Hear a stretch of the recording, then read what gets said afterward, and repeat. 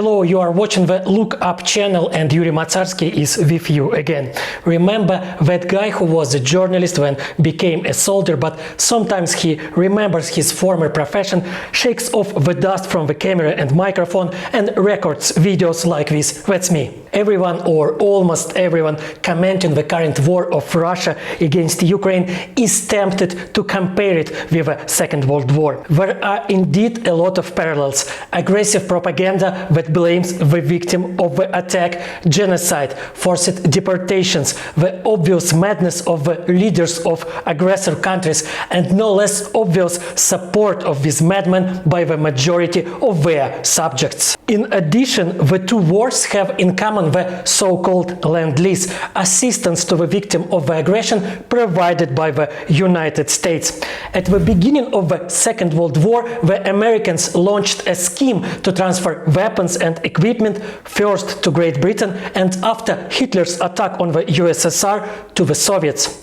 As the name implies, equipment and weapons were given to the Allies on a kind of lease, under the obligation to return them after the victory. And approximately the same scheme was approved by Washington just a few weeks ago to help Ukraine. But why did such a scheme was needed in the 1940s and why it is returning now? Why don't Americans just give guns, ships and shells to London more than 80 years ago and to Kiev now? Why did they need to come up with a Lend-Lease? The answer is quite simple. More than 80 years ago and now the White House resorted to this scheme out of caution, due to unwillingness to provoke the opponents. And of course the opponents then and now are different. Let's start with the Second World War. The United States of the 30s and 40s of the last century were, let's say, a rather separate country. Many American politicians since the beginning of the 1930s watched the Europe that was obviously moving towards the global war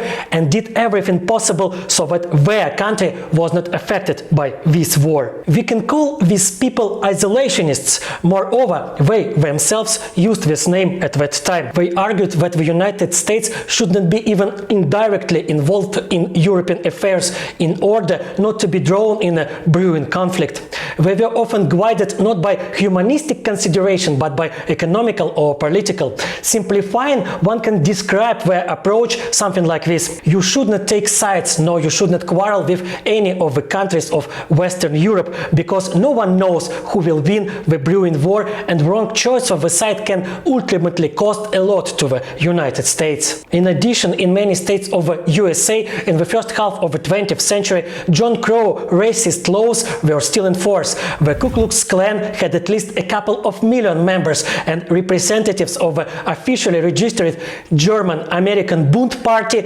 arranged the marches of thousands of men under the banners with a swastika right in the center of New York City. I mean, a lot of people in America at that time saw nothing wrong either in Hitler's ideology or in the actions of the state he headed.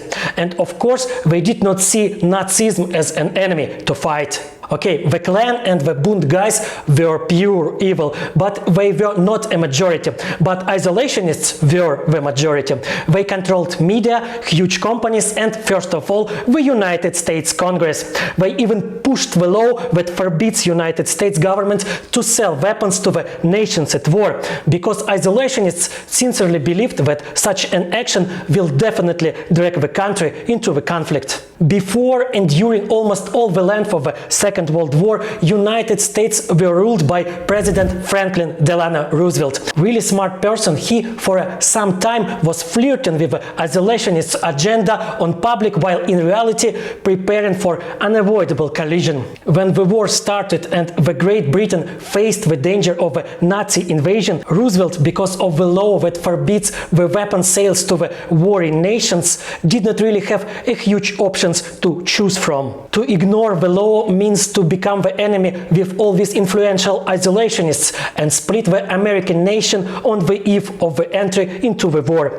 Roosevelt, even without trying to break the law, was seriously considered by the isolationists to be an agent of the communists, and in their press he was often called not Franklin Roosevelt but Stalin Roosevelt. The sale of weapons to the British and even more so to the Soviets could lead to mass unrest in the United States and as a result to the complete decline of the economy that had just revived after the Great Depression. In such a situation, the US would be an easy prey for Germany and Japan. But one option was brilliant. The law forbids the sales of weapons and the equipment, but don't contain any mentions about other actions. So Roosevelt administration decided not to sell the guns and planes, but to lease them, with the obligation from the receiving side to return everything that survives the war back to the USA. As Roosevelt himself explained to the nation, if the house of my neighbor is on fire and I have a hose to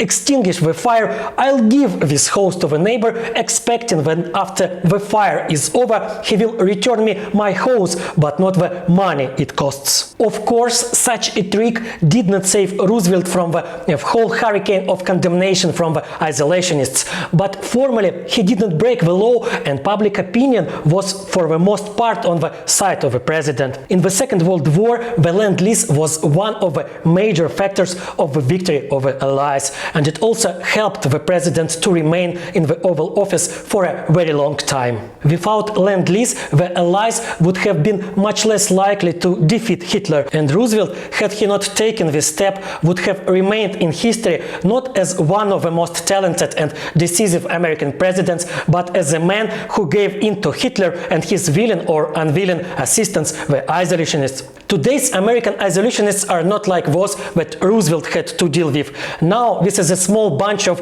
ridiculous dummies. Just to be clear, one of their bosses is Marjorie Taylor Greene. So this is an absolutely useless group of people who should not be afraid at all. And President Biden is not afraid of them.